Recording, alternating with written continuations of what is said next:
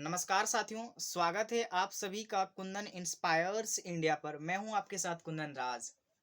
तो आज का सेशन बेहद ही खास होने वाला है क्योंकि आज के सेशन के माध्यम से आप जानेंगे छठ महापर्व के बारे में। किसके बारे में? छठ महापर्व के बारे में। जो बिहार है भाई, बिहार का जो सबसे बड़ा पर्व है ना, बिहार का जो सबसे बड़ा पर्व है वो छठ महापर्व है। कौन सी है? छठ महापर्व है बिहार का सबसे बड़ा पर्व। मैं बात करूं कि ये बिहार में फेमस है। बिहार के अलावा जितने भी सारे स्टेट्स हैं, बिहार से सटे हुए या फिर जितने भी इलाके हैं, आसपास के इलाके, सारी ही जगहों पे छठ पर्व मनाई जाती है।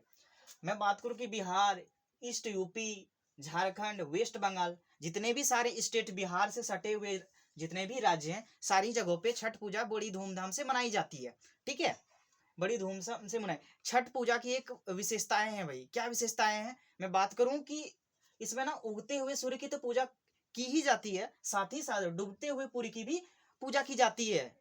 ठीक है, छठ पूजा की एक खासियत है कि इसमें उगते हुए सूर्य की पूजा की जाती है, साथ ही साथ डूबते हुए सूर्य की भी पूजा की जाती है। ठीक है, ये कब मनाई जाती है भाई छठ पूजा? तो जो ना दिवाली जो आती है ना, दिवाली के बाद ये वाली फेस्टिवल आती है, छठ पूजा आती है। तो ये ना कार्तिक मास होता है, कार्तिक मास के शुक्ल पक्ष में मनाया जाता है। किसमें मनाया जाता है? कार्तिक माह के शुक्ल पक्ष में मनाया जाता है। ठीक है भाई, कार्तिक मास के शुक्ल पक्ष में छठ पूजा मनाई जाती है। मैं बात करूं ये कितने दिनों का होता है, तो छठ पर्व बेसिकली 4 दिनों का होता है, 4 दिनों का होता है भाई। कितने दिनों का होता है छठ पर्व? जो होता है 4 दिनों का होता है ये।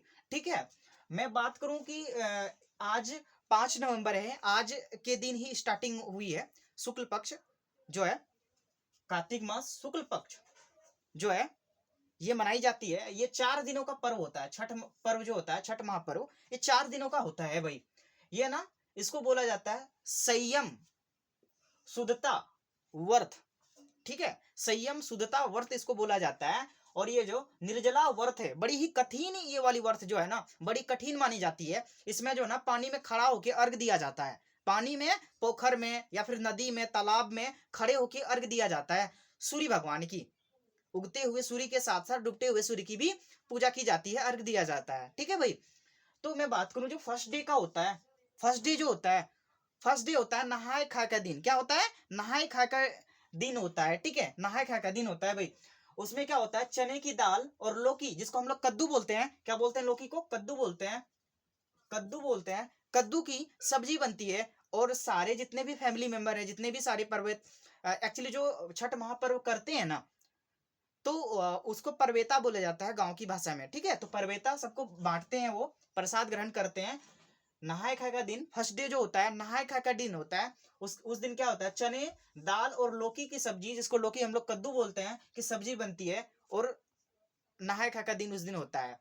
ठीक है, उस दिन होता है। फर्स्ट डे को हम लोग संयत के नाम से भी जानते हैं, संयत के नाम से जानते हैं, संयत,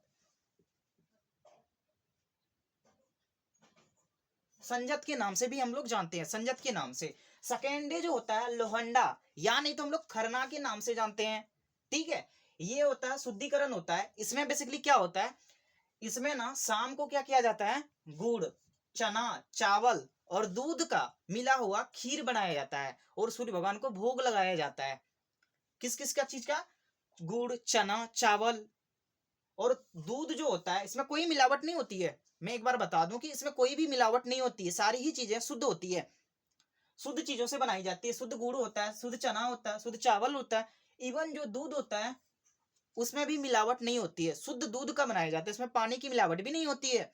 और ये क्या बनाया जाता है भाई? खीर बनाया जाता है और सब में डिस्ट्रीब्यूट किया जाता है, सभी को दिया जाता है, बांटा जाता है प्रसाद। सूर्य भगवान का भोग लगाने के बाद सभी के पास वो सारी चीजें बांटी जाती है, डिस्ट्रीब्यूट की जाती है। जिसके यहाँ हो रहा है उनको भी, और जिनके यहाँ नहीं हो रहा है उनको भी दिया जाता है ये सारी चीजें। ठीक है, और जो सेकेंड डे है उसको उपवास भी बोलते हैं। उस दिन को हम लोग उपवास भी बोलते हैं। क्या बोलते हैं? उपवास भी बोलते हैं।